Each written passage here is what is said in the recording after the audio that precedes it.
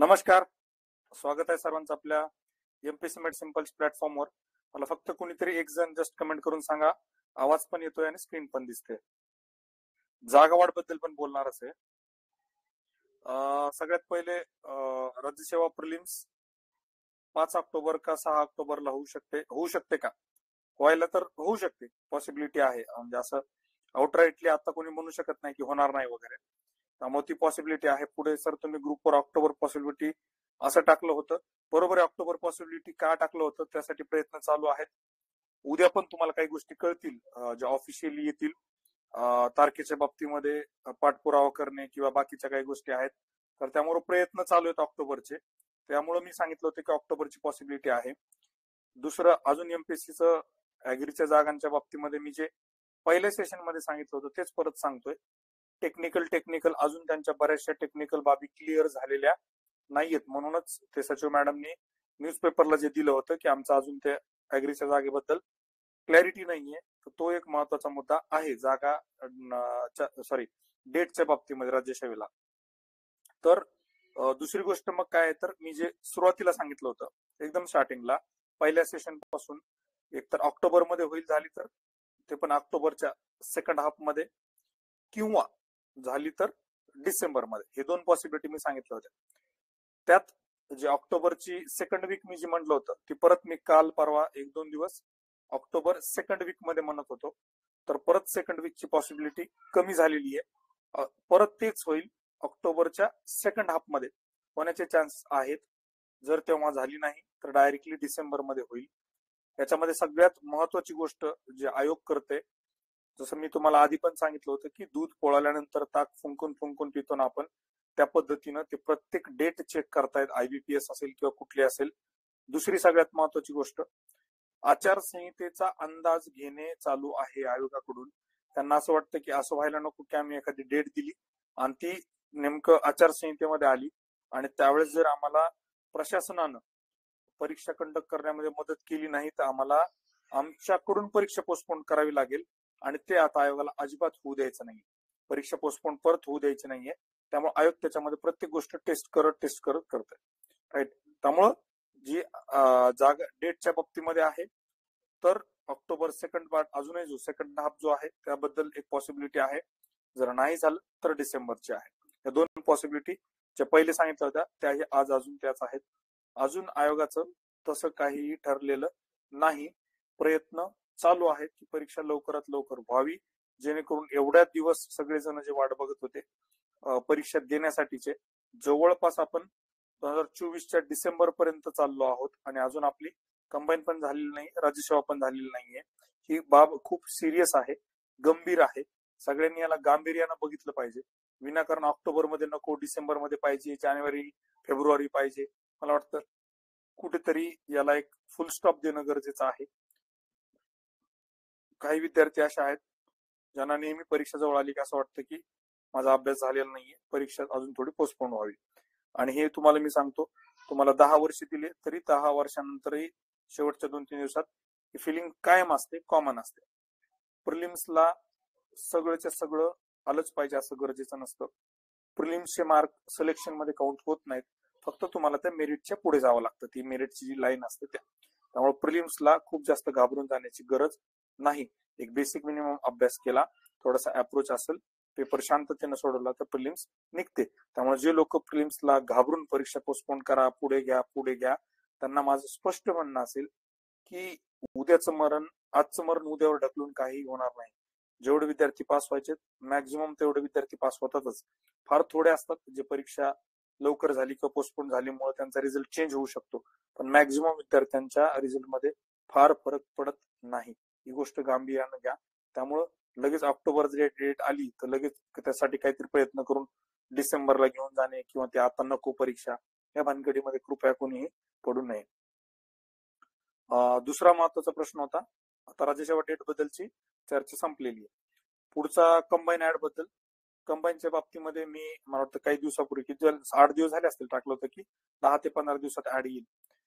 तर ऍड येण्यासाठी बऱ्याचशा गोष्टी क्लिअर झालेल्या आहेत, पण परत तेच आयोगाला तिथेही अशी भीती वाटते की आपण ऍड तर आणू कंबाईनची आणि एखादी ऍड आणताना डेट पण द्यावी लागेल आपल्याला, बरोबर.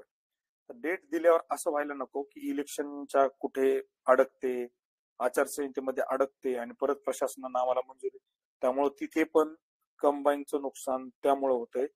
हे जे आयोगाचं राज्यसेवेच्या बाबतीमध्ये एकदा झालं पोस्टपोनच्या बाबतीमध्ये, तर त्यामुळे ते त्याची काळजी घेत डेट शोधत आहेत, त्यामुळे थोडंसं लेट होतंय. अदरवाईज कंबाईनचे ऍड येण्यासाठी काही जास्त अडचणी राहिलेल्या नाहीत. जे काय थोडेफार मागणी पत्र होते, जवळपास आता सगळे मागणी पत्र ऑलमोस्ट आलेच आहेत, त्यामुळं कंबाईनचे ऍड लवकर येऊ शकते.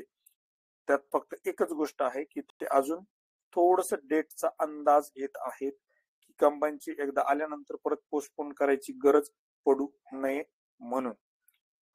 त्याच्यानंतर कंबाईन ऍड बद्दल काय करता येईल, कंबाईन ऍड बद्दल उद्या मला वाटते ट्विटरचं एक ठेवलंय ट्विटर वार, त्याच्यामध्ये तुम्ही पार्टिसिपेट होऊ शकता.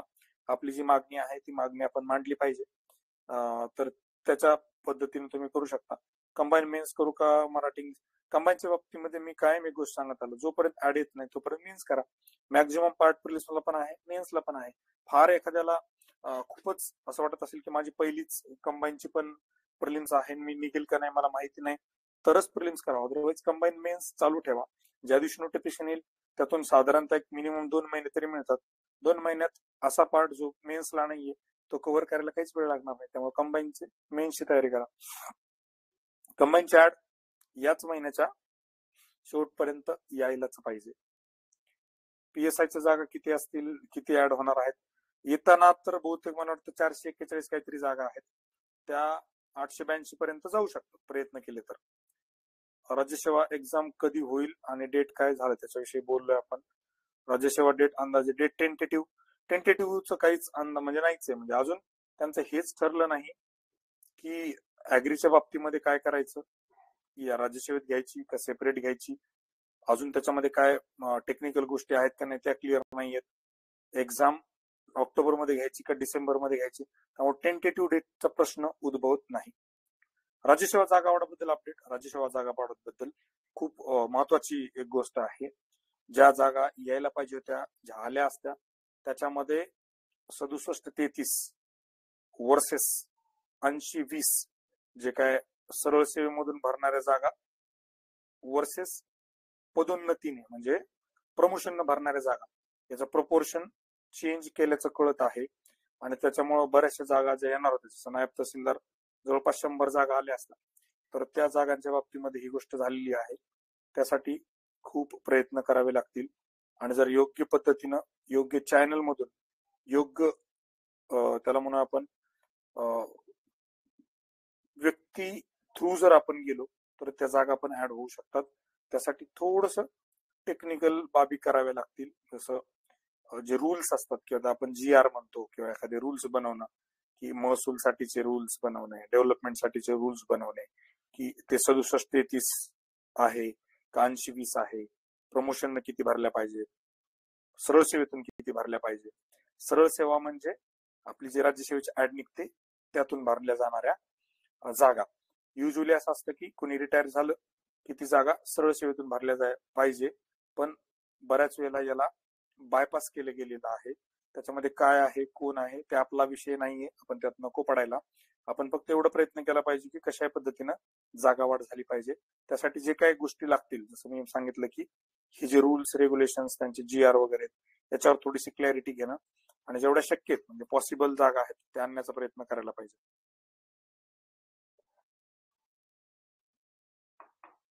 So last time MPSC mains मध्ये GS1 मध्ये मार्क्स कमी आले होते जनरली, जिओग्राफी सेक्शन. त्यासाठी आता काय खूप महत्वाचा प्रश्न, मला असं वाटतं पूर्ण सेशन मध्ये आता कुठे चांगले प्रश्न चालू झालेत आणि याच प्रश्नांसाठी मला असं वाटतं की आपण भेटलं पाहिजे, बाकीच्या गोष्टींसाठी नाही. जिओग्राफीमध्ये मार्क का कमी आले, आतापर्यंत सगळ्यांनी जे काय केलं होतं, थोडस फॅक्च्युअल पार्ट, डेटा असेल, थोड्या फॅक्ट असतील जिओग्राफीच्या, याच्यावर जास्त तयारी केलेली होती, कारण प्रिव्हियस इयर क्वेश्चन्स तशा पद्धतीनं विचारले गेलेले होते. पण जर 23चा पेपर आपण बघितला तर बरेचसे conceptual questions, reason based questions आणि अप्लिकेशन बेस्ड क्वेश्चन्स, म्हणजे त्यांनी मला वाटतं टेकड्यांच्या हाईट नुसार, अल्टिट्यूड नुसार जोड्या किंवा मला वाटतं सिक्वेन्सचा क्वेश्चन विचारला होता 23ला. तर त्या ठिकाणी तुम्हाला बऱ्याचशा गोष्टी अप्लाय कराव्या लागतात. त्यामुळे इथून पुढे जिओग्राफीचा अभ्यास करत असताना फक्त रट्टा मारू नका, पाठांतर करू नका, समजून घ्या गोष्टी, कन्सेप्ट समजून घ्या. कुठल्याही एखाद्या जिओग्राफिकल फेनॉमिनाच्या पाठीमागचं कारण काय आहे, त्याचा इम्पॅक्ट काय असतो हे बघून घ्या. आणि जिथे जिथे शक्य आहे तिथं अप्लिकेशन बेस्ड थोडंसं थिंकिंग करून बघा. म्हणजे टाइम झोन आहे, समजा आता इंडियामध्ये 10:15 झाले असतील तर युएस मध्ये यावेळेला किती झाले असतील, मग मेरिडियन जी आपली टाइम लाईन आहे तर त्या लाईनच्या ईस्टला आहे का वेस्टला आहे, ईस्टला गेन होतो का वेस्टला गेन होतो, हे असं बघून ते कॅल्क्युलेशन. अप्लिकेशन बेस्ड जे काही क्वेश्चन्स आहेत तर ते बघायला पाहिजे.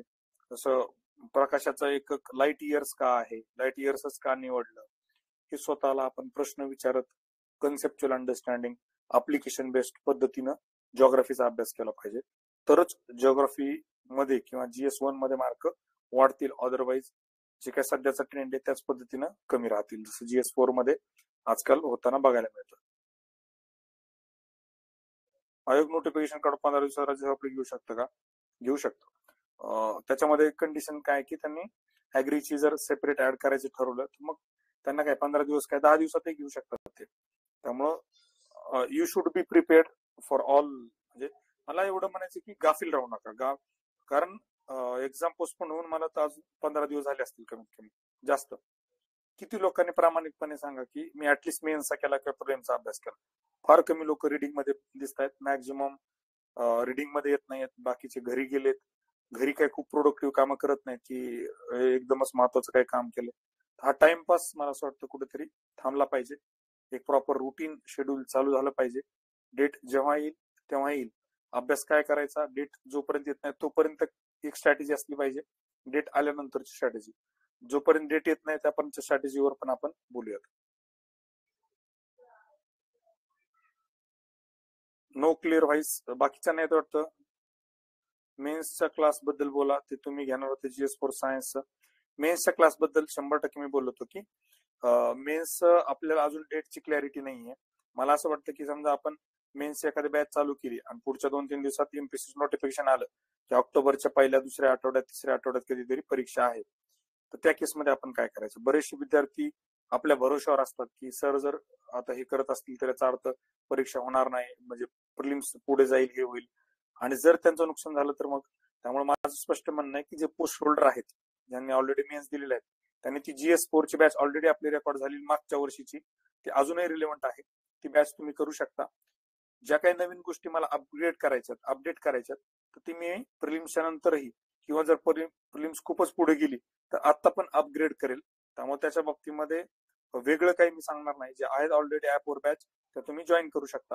सायन्ससाठी सेपरेट बॅच केलेली आहे, त्याच्यामध्ये अजून थोडं चांगल्या पद्धतीने मेहनत घेण्याचा प्रयत्न मी करणार आहे. मागच्या पहिल्यांदाच आपण केला एक्सपेरिमेंट, त्याला खूप चांगला रिस्पॉन्स मिळाला.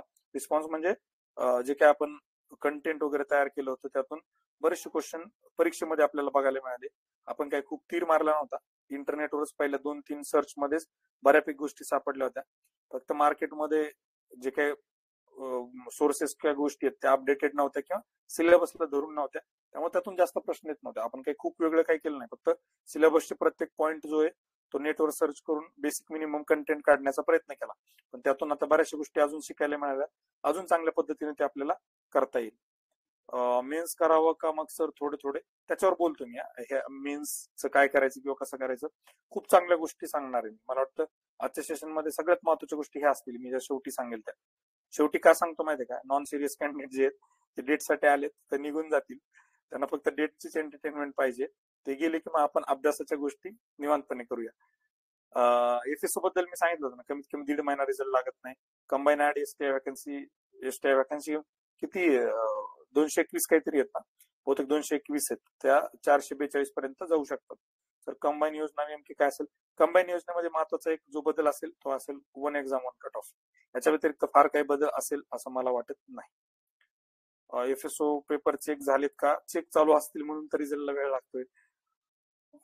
एक्साईज एसपीच्या जागा येऊ शकतात का? सॉरी, मग एवढं डिटेलमध्ये मी त्यात पडत नाही किंवा कधी बघतही नाही. एफएसओ रिझल्ट झालं, राज्यसेवा मेन्स ऑक्टोबर. राज्यसेवा मेन्स ऑक्टोबर मला हे कळत नाही, हा प्रश्न काय. Result sir scheme of examination combine सांगितलं ना, 1 एक्झाम 1 कट ऑफ. याच्या व्यतिरिक्त मला काय फार जास्त बदल झालेला दिसणार नाही. SR बद्दल माहित नाही, सॉरी, त्यात किती जागा वगैरे काय. अजून महत्वाचे प्रश्न असतील तर मग आपण डायरेक्ट आता जो आपला महत्वाचा भाग आहे त्याच्याकडे वळूया. राज्यसेवा पूर्व परीक्षा लवकर घेण्यासाठी काय तर करावे लागेल? आपल्या चॅनलवर पोल घेऊन मुलांचे मत तर जाणून घ्या. विनंती आहे. एक्झाममुळे 1 वर्ष वाया गेला आहे. आयोग सध्या इगोवर घेते. सिरियसली अभ्यास करणाऱ्याचं खूप नुकसान होतंय की शेवटची ऑब्जेक्टिव्ह एक्झाम आहे, याचा अभ्यास कुठेच कमी नाही येत. नंतर प्रिलिम्सलाच 2 वर्ष गेलेत. होणारे आहेत पण गेल्यामुळे 2 लाख अडकून पडत आहेत. बघा, विचार करायला अशापेक्षा 100% विचार करू. पण गोष्ट काय होते माहितीये का, आपण एकही गोष्ट केली तर लगेच ट्रोलिंग सुरू होते. म्हणजे जिथं जिथं ओपन ग्रुप आहे तिथं मी नुसतं ऑक्टोबर टाकलं तर तिथून सगळ्यांनी त्याला क्रिटिसाइज करायला सुरुवात केली. आता त्याच्या पाठीमाग मेन्सच्या बॅचवाले लोक आहेत का काही टेलिग्रामवाले आहेत, कोण आहेत हे मला माहित नाही. पण ज्या पद्धतीनं काल काही काही ठिकाणी कमेंट करण्यात आल्या, काही ठिकाणी ट्रोलिंग करण्यात आलं, मला असं वाटतं की बऱ्याचशा मुलांची इच्छाच दिसली नाही मला. सिरियसली मुलं आहेत, सिरियस कॅन्डिडेट आहेत, जे आपल्यासोबत जोडले गेले, त्यांना परीक्षा लवकर पाहिजे. पण बाकीचे विद्यार्थी जे आहेत, जे आपल्या रिलेटेड नाही आहेत, त्यांच्या मनात काहीतरी वेगळंच चाललेलं आहे असं मला जाणवतंय. आपण पोल घेऊया आपल्या चॅनलवर, पण आपल्या चॅनलवर तर पोल तो परीक्षा लवकर घेण्याच्याच बाजूने रिझल्ट येईल अशी मला अपेक्षा आहे. त्यासाठी प्रयत्न पण आपण करतोय.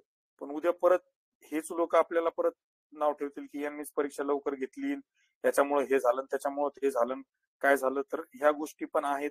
त्यामुळे कधी कधी असं वाटतं की ह्या भानगडीत न पडता आपण पण तेवढं स्वार्थी व्हायचं, मस्त बॅच बीच काढायच्या, पैसे कमवायचे, काय भानगडीत पडून काही फायदा नसतो किंवा काही गोष्टी नसतात. पण ते काय होतं की आज एका मॅडमचा फोन आला होता, डॉक्टर स्वतः त्या थोडं पुण्याच्या बाहेरून तयारी करतात, अक्षरशः रडायला आलं त्यांना. म्हणजे घरच्या लग्नाच्या पाठीमागे लागलेत, परीक्षा होत नाहीये, काही नाहीये. त्यांचं असं म्हणणं होतं की सर ऍटलिस्ट तुम्ही थोडस लाईव्ह येऊन थोडा सेशन घेतला तर तेवढंच आम्हाला डायरेक्शन तरी मिळतं. म्हणून आपण ह्या गोष्टी करत असतो की काही विद्यार्थी आहेत ज्यांना ह्या गोष्टीची जाणीव आहे आणि त्यांना ह्या गोष्टी कळतात. पण बाकीची जी जनता आहे, म्हणजे एमपीएससी हॉबीवाली असणारे बहुतेक ती, तर त्यांना आंदोलन करू एक, तर त्यांना ह्या गोष्टींचा सिरियसनेस कळत नाही.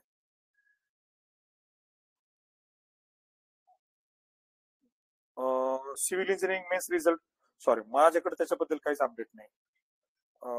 टेलिग्राम चॅनल आणि क्लासने बरंच सपोर्ट केला. मग सेकंड हाफ ठीक आहे. All possibilities approach building class कसं जॉईन करायचं?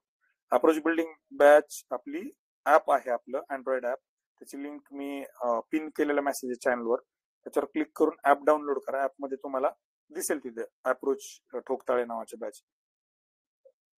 करंट अफेअर्स ऍडिशनल कधीपर्यंत करायचं हा एक महत्वाचा प्रश्न होता. जर ऑक्टोबर मध्ये परीक्षा होत असेल तर वेगळं करंट करायची गरज नाही, फेब्रुवारी किंवा मार्च पर्यंत केलं तरी चालेल. जर परीक्षा खूप पुढे गेली याचा अर्थ नवीन पेपर सेट होऊ शकतात, त्या केसमध्ये आपल्याला अजून करंट अफेअर्स वाढवावं लागेल.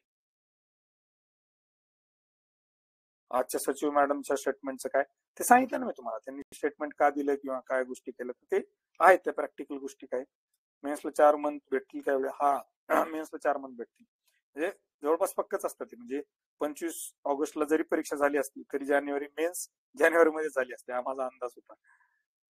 सर एक्झाम डेट बद्दल येऊ शकेल, कधी येऊ शकेल, डोंट नो.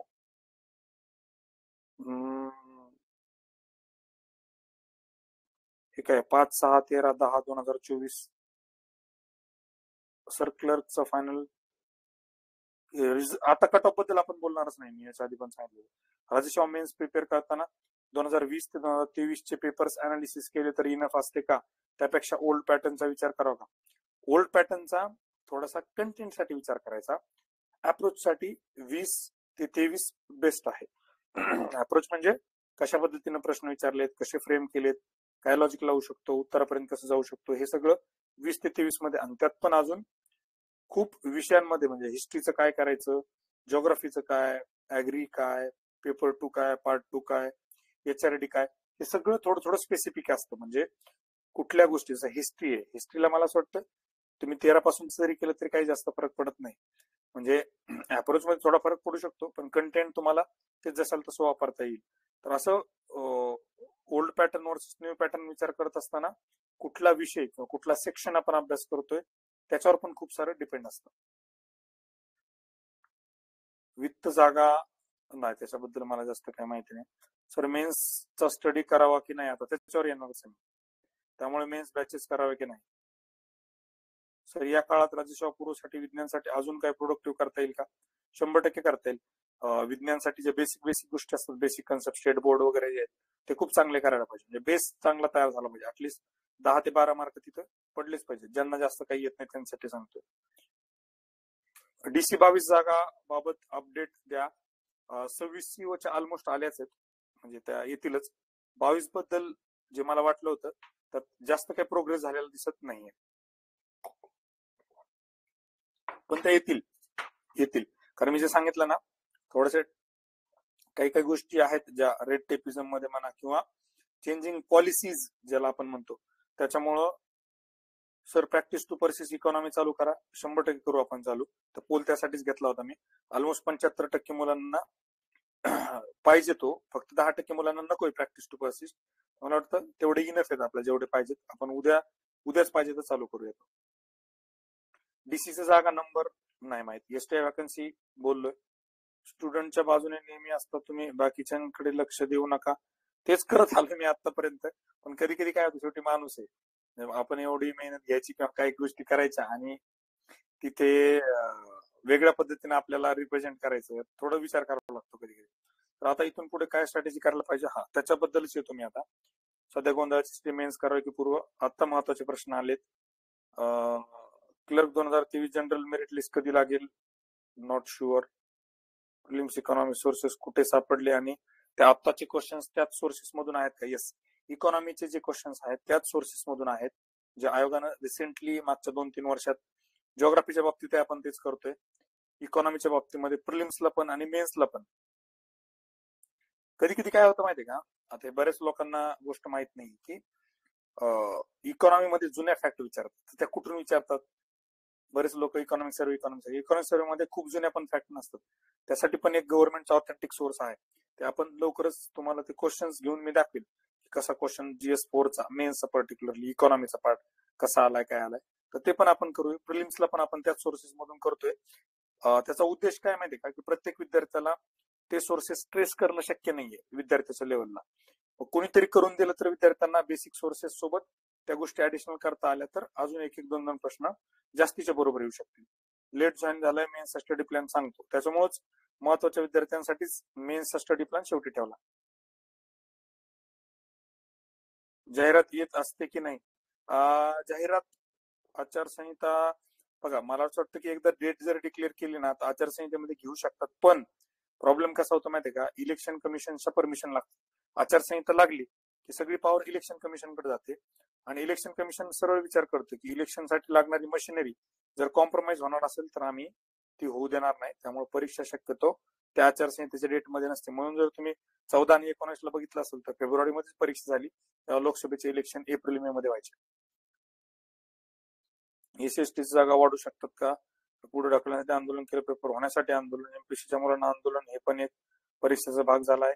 ठीक आहे, त्या विषयावर आपण आता नको बोललो. आता सगळ्यात महत्वाची गोष्ट जी मला बोलायची ती की प्रिलिम्स आणि मेन्सच्या अभ्यासाच्या बाबतीमध्ये काय करायचं.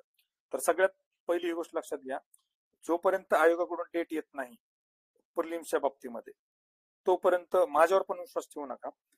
प्रिलिम्सचा मोमेंटम ब्रेक करू नका. मी हे काय वाक्य सांगतोय त्याला जोडून एक गोष्ट सांगतो. जर समजा तुम्ही मेन्सचा खूप चांगला अभ्यास केला, मेन्सच्या झोन मध्ये घुसले आणि आयोगाने म्हटले की आम्ही पुढच्या 25 दिवसामध्ये परीक्षा घेतो आणि आपण सायकोलॉजिकली जर असं प्रेशर मध्ये आलो आणि आपली प्रिलिम्स 0.5 न गेली तर रडायला माणूस सापडणार नाही.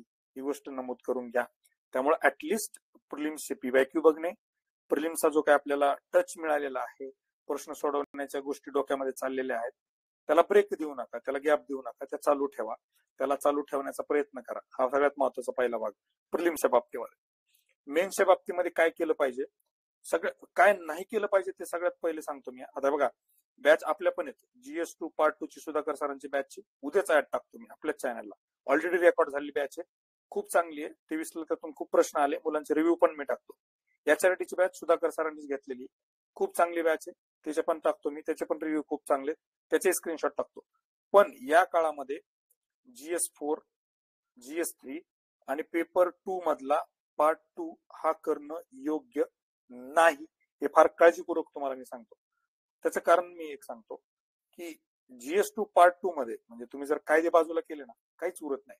आणि त्यात तुम्ही जेवढी मेहनत घेता, जेवढे एफर्ट टाकता, तेवढे जर पॉलिटीमध्ये घेतले तर मी डायरेक्ट नावच घेतो, वैभव भूमकरला पहिल्या की ना 2023ला 112 मार्क आहेत पेपर टूल, 112 मार्क.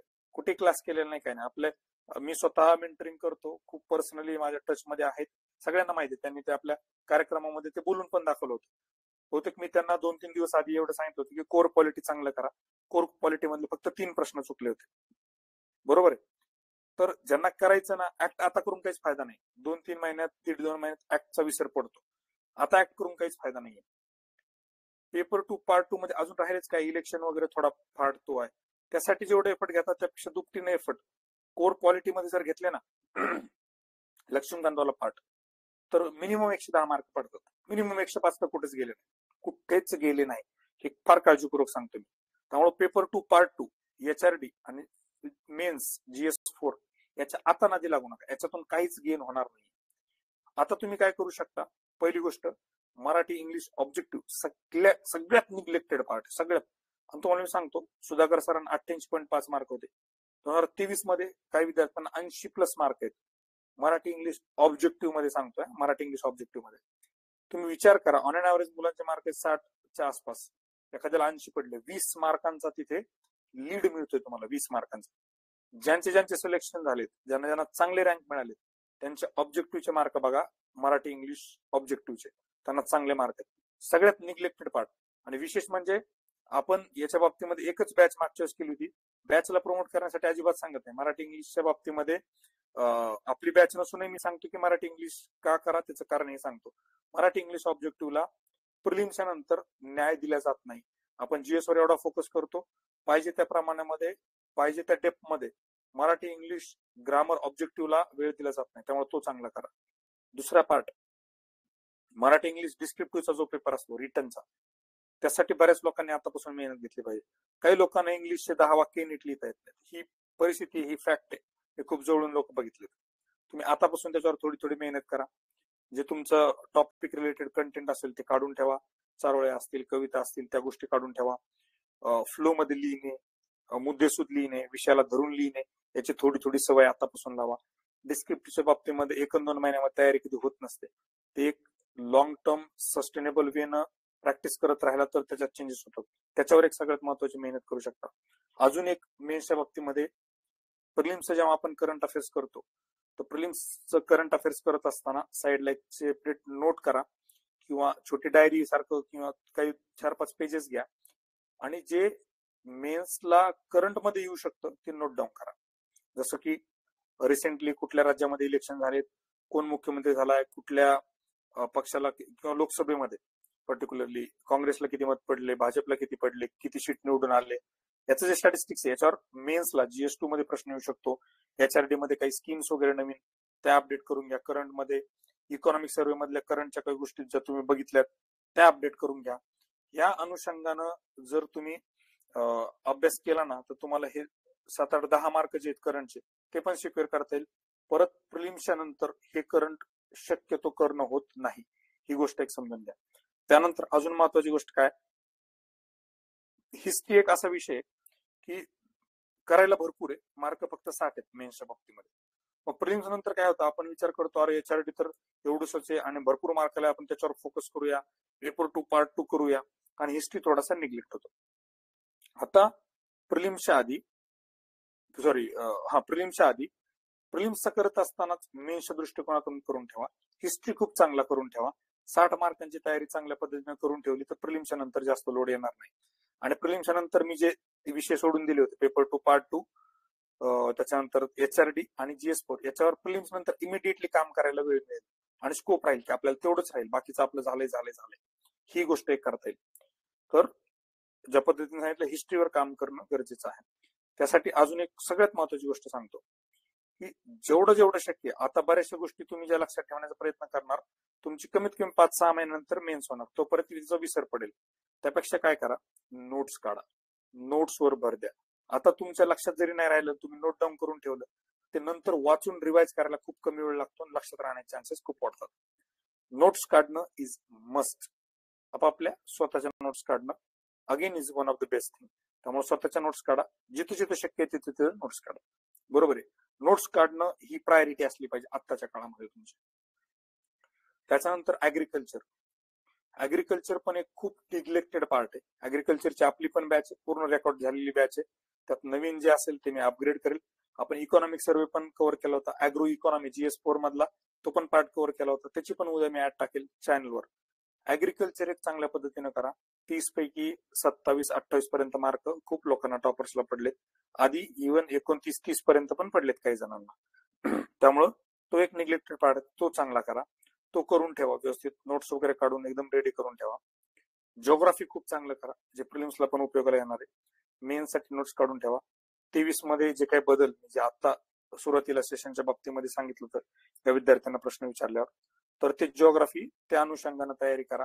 कन्सेप्च्युअल असेल, रिझन बेस्ड असेल, अप्लिकेशन बेस्ड असेल, त्याच्या नोट्स पण रेडी ठेवा. त्याच्यानंतर सगळ्यात महत्वाचा जो आहे, जिथं तुमचं सिलेक्शन चान्सेस खूप वाढणार आहे, तो आहे पॉलिटी पार्ट. कोर पॉलिटी ज्याला आपण म्हणतो, लक्ष्मीकांतवाला पॉलिटी, तो इतका खतरनाक करा, इतका चांगला करा की जास्तीत जास्त 4 ते 5 प्रश्न चुकले पाहिजे कोर लक्ष्मीकांत मधले. 110 मार्क जवळपास पक्के होतात. 110 जर 2 ला आले तर ऍटलिस्ट क्लास 2 तरी पक्के होते. आणि लक्ष्मीकांत पूर्णच पूर्ण आपल्या प्रिलिम्सला पण उपयोगात येणार आहे, आपला मेन्सला पण जशाल तसं काम येणार आहे.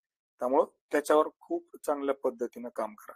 याच्या व्यतिरिक्त अजून कोणाला हे सगळं केल्यानंतर वेळ भेटत असेल, करू वाटत असेल, तर कोर इकॉनॉमी जे आहे ते प्रिलिम्सला पण आहे, मेन्सला पण आहे, ते कोर इकॉनॉमीच्या पण नोट्स काढून ठेवा, जेणेकरून प्रिलिम झाल्यानंतर त्या कोर इकॉनॉमिक्सला स्पेशल एफर्ट घ्यायची गरज पडणार नाही आणि आपल्याला डायरेक्टली जो फक्त मेन्सला इकॉनॉमीचा पार्ट आहे त्याच्यावर फोकस करता येईल. राईट. अजून पोस्ट इंडिपेंडन्स करावं का? 100% करावं. आता ही वेळ आहे पोस्ट इंडिपेंडन्सच्या नोट्स काढून ठेवा, शॉर्ट मध्ये एकदम क्रक्स मध्ये, प्रिव्हियस इयर क्वेश्चन्स बघून त्या काढून ठेवा. इंडिया सिन्स इंडिपेंडन्स नावाचं एक NCERT आहे, तो एक बेस आहे. त्याच्या रिलेटेड थोडंफार नेटवर सर्च करून ऍडिशनल माहिती आपल्याला काढता येऊ शकते. तर पोस्ट इंडिपेंडन्स करा.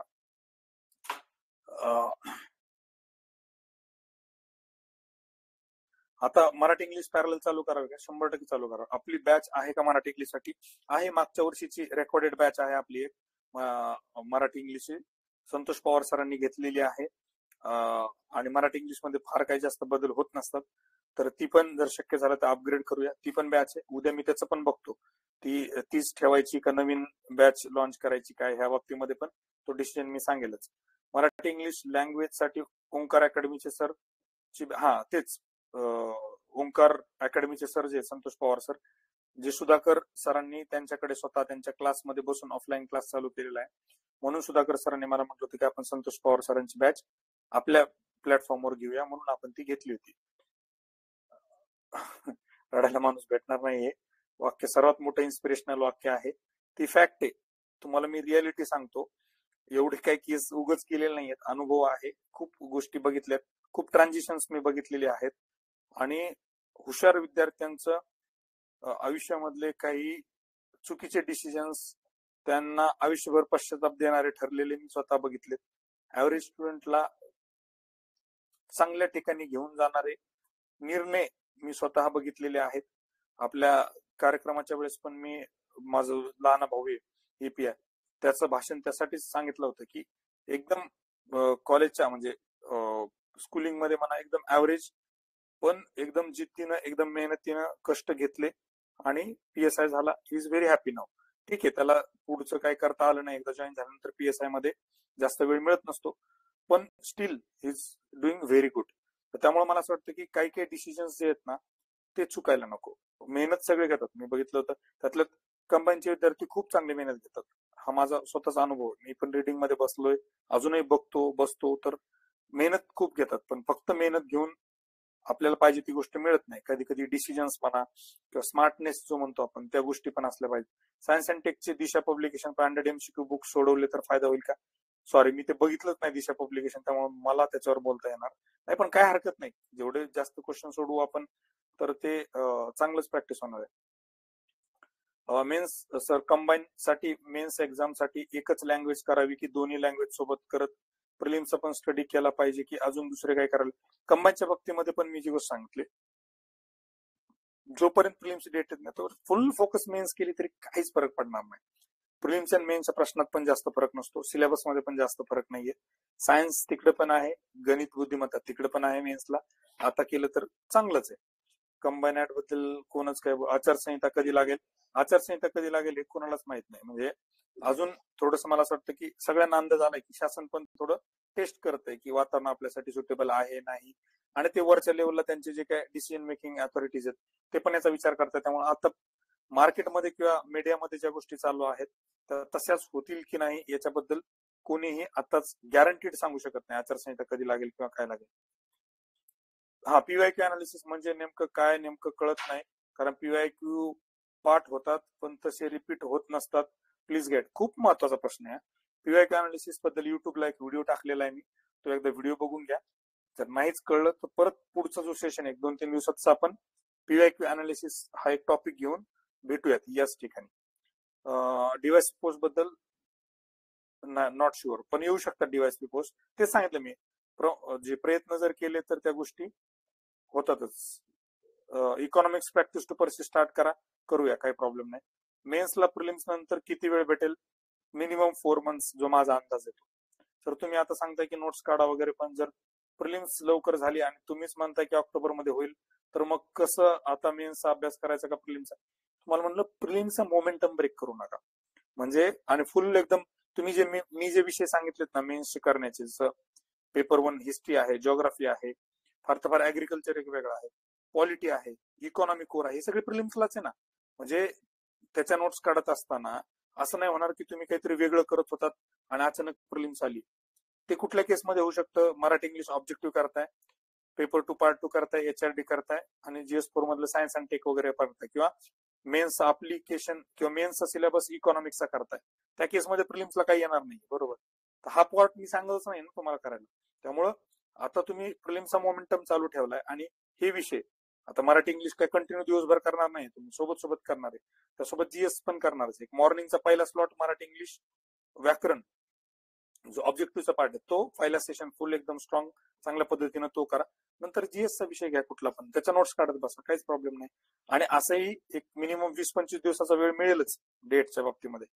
असं तर शक्यतो इतका पण सूड आयोग घेणार नाही की 15 दिवसात परीक्षा आली, असं माझं वैयक्तिक मत आहे. त्यामुळं मिनिमम 25 दिवस मिळतील, तर 25 दिवसामध्ये तुम्ही प्रिलिम्सच्या मोमेंटम मध्ये असाल तर तुम्हाला शिफ्ट करायला काहीच प्रॉब्लेम येणार नाही. कारण prelims is all about psychological, म्हणजे मानसिक जे टेम्परामेंट जे म्हणतो ना ते खूप महत्वाचं आहे. सर एकदा स्टँडर्ड बुक लिस्ट आणि सप्लिमेंटरी सोर्सेस लिस्ट सांगा. 100% याच्यावर पण आपण काम करूया. पुढचा एखादं इमिडिएट सेशन घेऊन त्याच्यावर पण काम करू. आता हे क्वेश्चन आपण कमेंटला जेवढ्या कमेंट केलं तुम्ही इथेच राहतात, त्यामुळे मला नंतर बघता येईल कुठल्या कमेंटवर आपलं काम करायचं किंवा काय करायचं. सर पॉलिटीसाठी MCQ बुक सजेस्ट करा. पॉलिटीसाठी काय करा, लक्ष्मीकांतच एक मल्टिपल चॉईस क्वेश्चनचं पुस्तक मिळतं, खूप चांगलं पुस्तक आहे. याच्या पलीकडे अजून सांगतो, विजन IAS जो दिल्लीचा क्लास आहे ना, त्याच्या पॉलिटीच्या प्रिलिम्सच्या टेस्ट असतील 100 प्रश्नाच्या, त्या टेस्ट सोडा, क्वालिटी क्वेश्चन्स, आणि त्यातले क्वेश्चन रिपीट होण्याचे चान्सेस पण खूप जास्त आहेत. MPSC ला RTI टाकला होता, सब रजिस्टर, सॉरी त्याच्याबद्दल नको बोला. रेकॉर्डिंग टाकाल सर प्लीज? ओके टाकूयात. सर किती तास झोपावं? किती तास झोपावं मला असं वाटतं प्रत्येकाचं आपलं इंडिव्हिज्युअल असतं. जे लोकांचं सिटिंग पोस्चर चांगलं असतं, ज्यांचं योगा प्राणायाम मेडिटेशन चांगलं असतं, 3-4 तास पण लोक मॅनेज करतात, खूप मोठे मोठे लोक. साधारण 6-7 तास मला काय वाटतं इनफ आहे. आणि फक्त ते पर्सन टू पर्सन व्हॅरी होतं. आमच्याकडे काही मित्र आहेत आमचे 8-8, 10-10 तास झोपतात. आता ऑलरेडी 2-2, 3-3 पोस्ट पण काढल्यात. असं काही नसतं जास्त झोपले ते पोस्ट निघत नाहीत. उलट मित्र त्याला म्हणायचो की तुझी चार्जिंग चांगली होते, फ्रेश राहतो, म्हणून लक्षात पण राहतं. प्रत्येकानं आपापल्या इंडिव्हिज्युअल लेवलला ठरवलं पाहिजे आपली झोप काय आहे. एक साधारण काही दिवसानंतर आपल्याला अंदाज येऊनच जातो, एवढं झोपल्यानंतर मला फ्रेश वाटतं दिवसभर, एवढं झोपल्यानंतर दिवसभर फ्रेश वाटत नाही. जिथं आपल्याला फ्रेश वाटतं तो तुमचा थ्रेशोल्ड आहे की याच्यापर्यंत आपण झोपलं पाहिजे. नॉनव्हेज खावं की नाही सर? स्पेशल सेशन घेऊ आपण नॉनव्हेजचा, युट्यूबला लाईव्ह घेऊ. सर मेन्सला प्रिलिम्स नंतर किती वेळ भेटेल सांगितलं. जॉबला आहे, जॉईन करू काय सर? मग जॉब जॉईन करा. मी खूप जणांना सुरुवातीपासून सांगित होतो की जॉब जॉईन चालू ठेवा. जॉब जॉईन करणं फार गरजेचं आहे.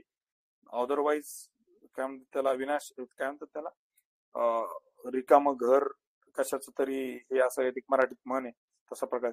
आता एमपीएससीचे अनिश्चित काळ आहे, सो सेंट्रल एक्झामचे फॉर्म फिल केले आहेत, तिकडे डायव्हर्ट होणे योग्य नाही ना. आता यात एक्झाम टार्गेट केले की चांगली.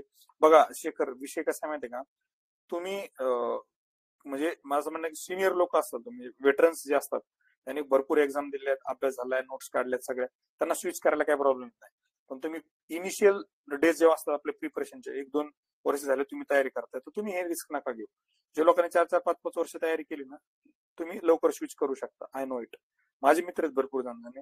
शक्ती कदम डेप्युटी कलेक्टर आहे, कॅग झाला होता एसएससी मधून, एसएससी सीजीएल, एसटीआयच्या मेन्स पण द्यायचं, सगळं द्यायचं. स्विच करणं, युपीसीच्या मेन्स पण द्यायचं कंटिन्यू, तर ते स्विच करणं तेवढं अवघड नाही. सिनियर फक्त वेटरन्स जे म्हणलं मी की एक्सपिरियन्स असेल तर.